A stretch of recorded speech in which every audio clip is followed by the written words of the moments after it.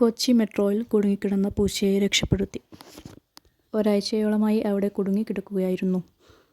രക്ഷിക്കാൻ ശ്രമിച്ചപ്പോഴെല്ലാം പരാജയപ്പെടുകയായിരുന്നു. ഫയർഫോഴ്സ് വന്ന് രക്ഷപ്പെടുത്താൻ ശ്രമിച്ചെങ്കിലും പരാജയപ്പെട്ടു. ഓട്ടോ ഡ്രൈവർമാരാണ് പൂച്ചയെ ആദ്യമായിട്ട് കാണുന്നത്. അതുകൊണ്ട് തന്നെ പൂച്ചയുടെ അവസ്ഥ എല്ലാവരിലേക്കും എത്തിക്കാൻ അവർക്കായി. ഒരാഴ്ചയോളമായിട്ട് അവിടെ ഭക്ഷണമൊന്നുമില്ലാതെ താഴോട്ട് ഇറങ്ങാൻ കഴിയാതെ അവിടെ കുടുങ്ങിക്കിടക്കുകയായിരുന്നു. പിന്നീട് ഇത് വാർത്തയാവുകയും മൃഗസ്നേഹികളൊക്കെ അറിയുകയും അവിടേക്ക് എത്തുകയും ചെയ്യപ്പെട്ടു. അങ്ങനെ ഫയർഫോഴ്സ് വീണ്ടും വരികയും തിരച്ചിൽ നടത്തുകയും അങ്ങനെ 10 മിനിറ്റോളം മെട്രോ സർവീസ് നിർത്തിവെക്കുകയും തിരച്ചിൽ നടത്തുകയും ചെയ്തപ്പോഴും പൂച്ചയെ കണ്ടെത്താനായില്ല.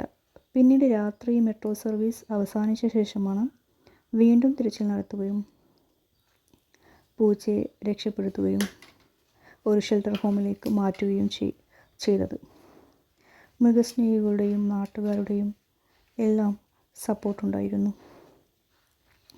രക്ഷിച്ച ശേഷം നാട്ടുകാരും മൃഗസ്നേഹികളും എല്ലാം ജയാരവങ്ങൾ മുഴക്കിയിരുന്നു. അവർക്കതിൻ്റെ ഒരു സന്തോഷം അറിയിക്കുകയായിരുന്നു. കേരളത്തിലെ ജനങ്ങളുടെ മൃഗസ്നേഹം നമുക്ക് ഈ ഒരു അവസരത്തിൽ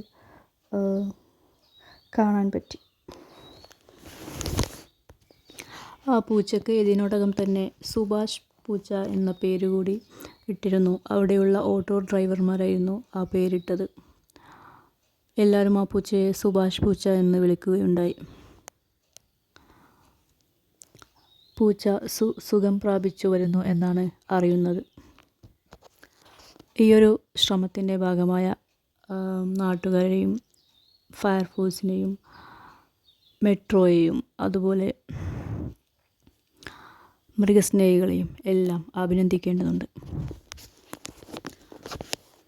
മൃഗങ്ങളെ സ്നേഹിക്കുന്ന ഒരുപാട് പേർ ഇപ്പോഴുമുണ്ട് എന്ന് വിളിച്ചോതുന്ന ഒരു ഉദാഹരണമായിരുന്നു, അല്ലെങ്കിൽ ഒരു സംഭവമായിരുന്നു ഈ ഒരു കാര്യം. ഒരു പൂച്ചയെ രക്ഷിച്ചു എന്ന് അഭിമാനത്തോടെ പറയാൻ പറ്റുന്ന കാര്യം. ആ പൂച്ച കുടുങ്ങിക്കിടക്കുന്നത് കണ്ട് കൃത്യമായി ഇടപെട്ട ഓട്ടോ ഡ്രൈവർമാരെയും അഭിനന്ദിക്കേണ്ടതുണ്ട്. എത്രയോ തവണ പരാജയപ്പെട്ടിട്ടും പൂച്ചയെ രക്ഷിക്കാനുള്ള ശ്രമം വീണ്ടും തുടർന്നുകൊണ്ടേയിരുന്നത് പൂച്ചയെ രക്ഷപ്പെടുത്താനാവുന്നതിൽ സഹായിച്ചു. ഒരു കാര്യം ചെയ്യുമ്പോൾ നമ്മൾ ഒരിക്കലും തോറ്റ് പിന്മാറരുത് എന്നുള്ളൊരു സന്ദേശം കൂടിയാണ് ഈ ഒരു കാര്യത്തിലൂടെ നമുക്ക് മനസ്സിലാവുന്നത്. പുതിയ തലമുറയ്ക്ക് ഒരു മെസ്സേജ് കൂടിയാണ് ഈ ഒരു കാര്യം. എല്ലാ ജീവനും ഈക്വലാണ്, വിലയുണ്ട് എന്ന് ബോധ്യപ്പെടുത്തുന്ന ഒരു മെസ്സേജ്.